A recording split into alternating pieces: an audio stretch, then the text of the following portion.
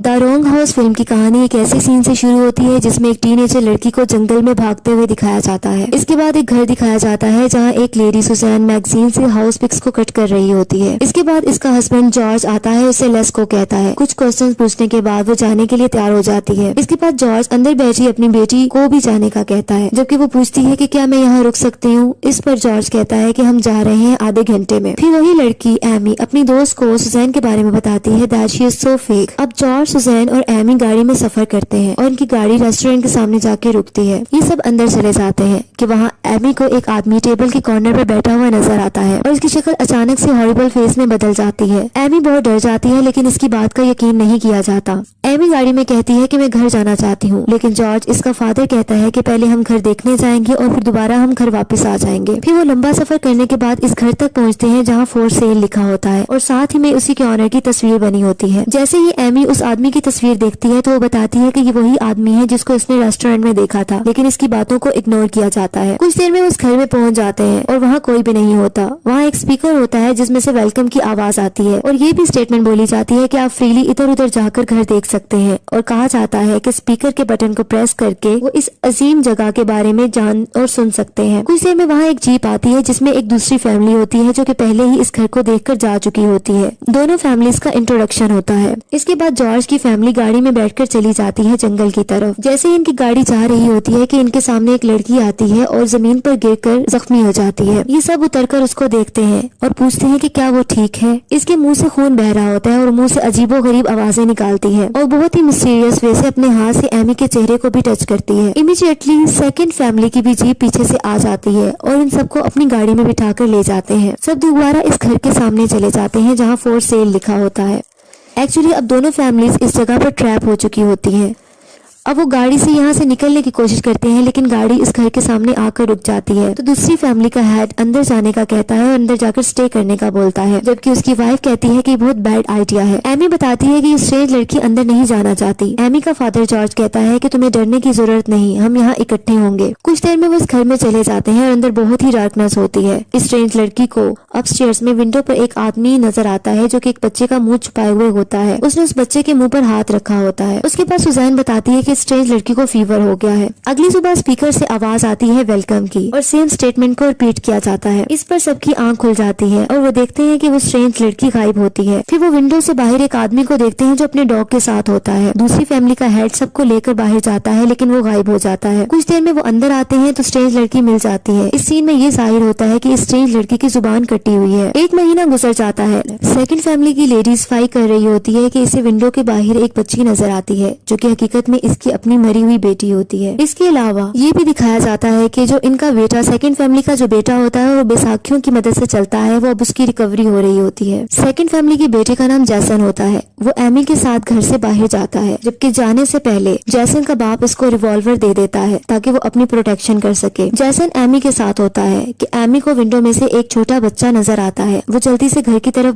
भाग जाती है और अपने फादर को आकर बताती है कि मैंने एक बच्चे को देखा है। एमी के पेरेंट्स कुछ नोट्स और चीजें लेकर बैठे होते हैं और वहाँ एक पिक भी पड़ी होती है जहाँ उस बच्चे की तस्वीर होती है। तो एमी इसको पहचान लेती है और बताती है कि ये वही बच्चा है और सब अपस्टेयर्स की तरफ तेजी से जाते हैं लेकिन इस जगह कोई नहीं होता। जबकि डाउनस्टेयर्स में दूसरी फैमिली की लेडी एक बॉक्स ओपन करती है और इसमें से बहुत से पजल्स निकाल लेती है और इनको टेबल पर रख देती है। इसके बाद वो इन्हें सॉल्व करने का सोच रही होती है कि इसे पीछे से मम्मी की आवाज आती है। जब वो टर्न होकर देखती है तो इसकी छोटी बेटी, जिसको इसने विंडो से बाहर देखा था, वो इसके पीछे खड़ी होती है। वो औरत अपनी बेटी को गले लगा लेती है और इसकी पिन वगैरह सेट करती है। वो बच्ची कहती है कि मैं यहाँ नहीं रुक सकती और अपनी माँ के कान में विस्पर करती है। वो स्ट्रेंज लड़की सोफे पर लेटी सब देख रही होती है कि वो लेडी के पास कोई नहीं होता। वो एक्शन से किसी किसी गिले मिलने का कर रही होती है। अगले सीन में जंगल का व्यू दिखाया जाता है। इसके बाद डिनर टाइम होता है जिसमें से सुजैन कहती है कि मुझे पता है कि तुम कुछ जानती हो, लेकिन इस पर वो लेडी कहती है कि मैं कुछ नहीं जानती और मैं फॉल्ट पर नहीं हूँ। सुजैन उससे रूडली बात करती है जिससे वो बाहर चली जाती है। जैसे ही सेकंड फैमिली की लेडी बाहर जाती है तो वहाँ उसको अपनी बेटी दोबारा नजर नजर आती है जो कि इसके कान में दोबारा विस्पर करती है। नेक्स्ट सीन में सुजैन को ख्वाब आता है जिसमें इसका हस्बैंड जॉर्ज को देखती है और वो बहुत वायलेंट होता है। इसके बाद वो सामने वाली कुर्सी पर वही आदमी रॉन को बैठा हुआ देखती है कि अचानक से सुजैन की आंख खुल जाती है और वो अपने हस्बैंड जॉर्ज से डर जाती है और कहती है कि तुम ऐसा नहीं कर सकते। डाउनस्टेयर्स पर बैठी एमी पजल्स को जोड़ने की कोशिश कर रही होती है और फिर दूसरी फैमिली हेड आ जाता है और उसके पास खड़ी स्ट्रेंज लड़की से बहुत सारे क्वेश्चंस करता है। उसके बाद थोड़ा हाइपर हो जाता है। एमी का बाप इसे यकीन दिलाता है कि अंदर कुछ नहीं है, सब कुछ ठीक हो जाएगा और मैं तुम्हारे साथ कुछ नहीं होने दूंगी। अगले सीन में जंगल में एमी, सुजैन, जॉर्ज पहुंच जाते हैं और जैसन का बाप इनको पिस्टल दिखाता है और कहता है कि तुम एक एक करके निकलने की प्लानिंग कर रहे हो। एमी का फादर जॉर्ज बताता है of course not. Next morning Amy अपना फेस वॉश कर रही होती है कि इसकी मदर इसको पीछे मिरर में दिखाई देती है जबकि इसका गला कटा हुआ होता है। दूसरी तरफ सुजैन एक छोटी नाइफ लेकर उधर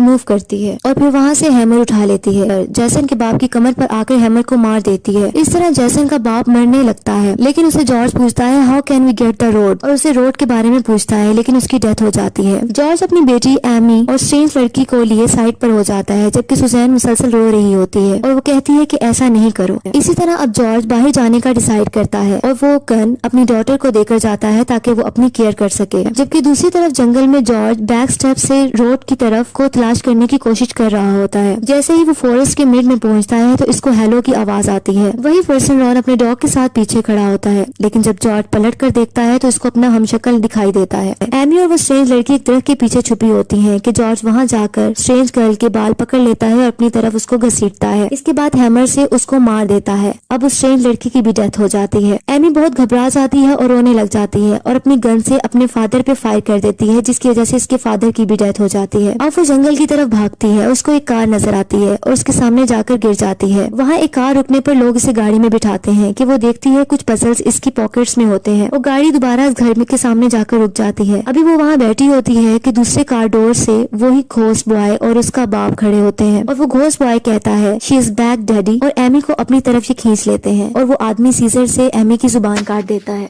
ये कम्प्लेक्स मूवी है जो बहुत से क्वेश्चन छोड़ती है।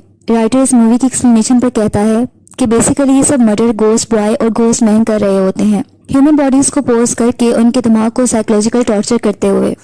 और आखिर में ये पता चलता है कि ये वही पुराना साइकिल है जो दोबारा से शुरू हो जाता है। जैसा कि हमें पता चलता है कि एमी की जुबान कट गई है और अब स्ट्रेंज गर्ल मानी जाती है। इसी फैमिली के लिए जो इस घर में जो फॉर सेल है देखने आएंगे। इसी तरह एमी इसी फैमिली की कार से टकरा जाएगी और वो फैमिली स्ट्रेंज गर्ल को स्ट्रेंज हाउस में ले जाएंगे और खुद भी ट्रैप हो जाएंगे और इन सब का मर्डर हो जाएगा। इसी तरह ये कहानी चलती रहेगी।